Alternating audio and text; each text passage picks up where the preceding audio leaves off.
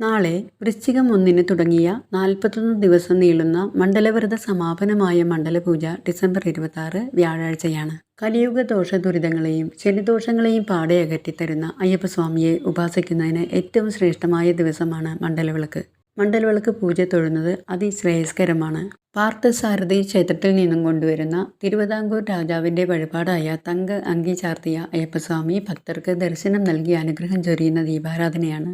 ഇന്ന് ഡിസംബർ 25-ാം തീയതി ബുധനാഴ്ച. മണ്ഡലവ്രതം അവസാന ദിവസമായ നാളെ ഡിസംബർ 26-ന് നെയ്യഭിഷേകം ഉൾപ്പെടെയുള്ള ചടങ്ങുകൾ നടത്തി അന്ന് രാത്രി 11-ന് ഹരിവരാസനം പാടി നട അടയ്ക്കുന്നതോടുകൂടി മണ്ഡലപൂജയുമായി ബന്ധപ്പെട്ട ചടങ്ങുകൾ അവസാനിക്കും. 2025 ജനുവരി 14-നാണ് മകരവിളക്ക്. ഇന്നും നാളെയും അയ്യപ്പസ്വാമിയുടെ മൂലമന്ത്രമായ ഓം ഹ്രൂം നമ പരായ ഗോപിത്രേ എന്ന് ജപിക്കുന്നത് വളരെ നല്ലതാണ്.